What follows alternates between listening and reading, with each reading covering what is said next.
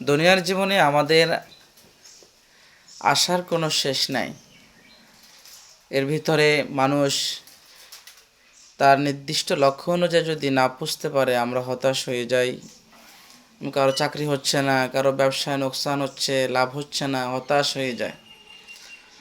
কিন্তু আল্লাহ রাব্বুল আলামিনের কাছে যদি আমরা প্রাণপণে তার শিখানো দোয়া অনুযায়ী যদি আমরা প্রার্থনা করতে পারি, তাহলে পরে আল্লাহ রাব্বুল আলামিন নিজেই তার মনের যাচনা বাসনা অনুযায়ী তার উদ্দিষ্ট লক্ষ্যে আল্লাহ তাআলা পৌঁছে দিতে অবশ্যই পারেন।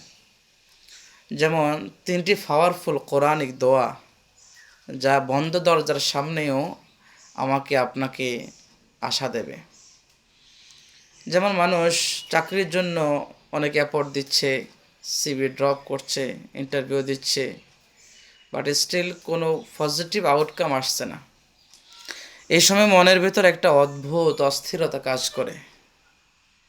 আমার ফিউচার বা ভবিষ্যৎ কী হবে? What will be my future? আমার ফিউচার কী হবে?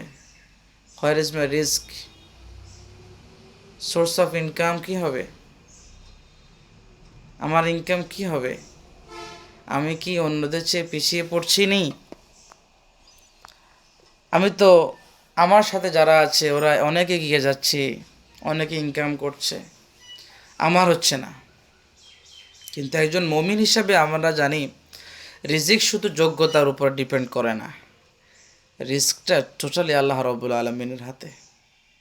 তাই নিজের চেষ্টাকে স্টপ করা যাবে না, আর দোয়াও কন্টিনিউ করতে হবে। যেমন মুসা আলাইহিস সালাতু ওয়াস সালাম আল্লাহ রাব্বুল আলামিনের কাছে একটা দোয়া করেছিলেন যে রব্বি ইন্নী লিমা আনজালতা ইলাইয়া মিন খায়রিন ফাকির। হে আমার রব, আপনি আমার প্রতি যে কল্যাণ নাজিল করবেন আমি তার মুখাপেক্ষী। সূরা কাসাস আল্লাহ তাআলা আয়াতটি নাজিল করেছেন। এই দোয়াটি মুসা আলাইহিস সালাতু ওয়াস সালাম করেছিলেন এমন এক সিচুয়েশনে যখন তিনি ছিলেন একদম একা। ক্যারিয়ারের এই চ্যালেঞ্জিং সময়ে আমরাও চাইলে আমাদের উন্নতির জন্য, আমাদের আশাকে, আমাদের লক্ষ্যকে ফাইনাল স্টেপে পৌঁছানোর জন্য আল্লাহ তাআলার কাছে এই দোয়াটাই করতে পারি। আবার অনেক চাপ আসে, প্রথম অনেক কাজ, পেরেশান, টেনশান, চিন্তা। এর জন্য আল্লাহ তাআলার কাছে আমরা পানা চাইতে পারি। যেমন দোয়াটি হচ্ছে রব্বিশরাহ লি সদরি ওয়ায়াসসির লি আমরি। খুব প্রসিদ্ধ একটা দোয়া। হে আমার রব, আমার বক্ষ প্রশস্ত করে দিন এবং আমার কাজকে আপনি সহজ করে দিন। মানুষ চাকরির জন্য ইন্টারভিউ বা যে কোনো গুরুত্বপূর্ণ কাজে যাওয়ার আগে সেলফ কনফিডেন্স বা আত্মবিশ্বাস মানুষের জন্য খুবই জরুরি। আমরা যদি প্রত্যেকটা জটিল মুহূর্তে, টার্নিং পয়েন্টে যদি আমরা আল্লাহ তাআলার কাছে এভাবে পানা চাইতে পারি, আল্লাহ তাআলা নিঃসন্দেহে আমাদেরকে রহম করবেন। তৃতীয় যে দোয়াটি সেটা হচ্ছে আসা রব্বুনা আন ইউবদিলানা খায়রাম মিনহা ইন্না ইলা রব্বিনা রাগিবুন। এই আয়াতটি সূরা কালামে 32 নম্বর আয়াত। এই আয়াতের একটা অংশ।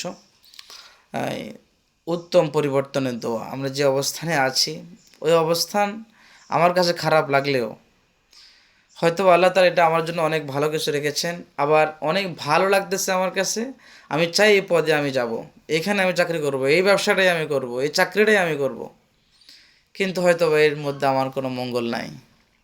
তো এই মঙ্গল আছে কি আছে নাই, কল্যাণ আছে কি না, এটা একমাত্র আল্লাহ তাআলাই জানেন। তো অনেক সময় একটি অপরচুনিটি মিস হওয়া মানেই ফেলিওর নয়। হতে পারে আল্লাহ রাব্বুল আলামিন আপনার জন্য, আমার জন্য এর চেয়ে বেটার কিছু প্ল্যান করে রেখেছেন। তা আমাদের উচিত যেই ডিসপয়েন্টেড না হয়ে এসব দোয়াগুলো পড়ে প্রতিদিন ফজর বা ইশারের নামাজের পরে এই 3টি দোয়া অন্তত 7 বার করে যদি আমরা পড়ি, এবং প্রত্যেকটা দোয়ার সাথে যদি আমরা দোয়ার শুরুতে এবং শেষে দরুদ শরীফ পড়ি, দোয়ার সময় আল্লাহ তাআলার কাছে স্পেসিফিকলি আমার রিজিকের জন্য আল্লাহ তাআলার কাছে যদি প্রার্থনা করি, ইনশাআল্লাহ আল্লাহ তাআলা কবুল করবেন। আসলে আমাদের বোঝা উচিত চাকরি মানুষ দেয় না, রিজিকও মানুষ দিতে পারে না। এটা আল্লাহ রাব্বুল আলামিন মানুষের মাধ্যমেই রিজিকটা পৌঁছিয়ে দেয়।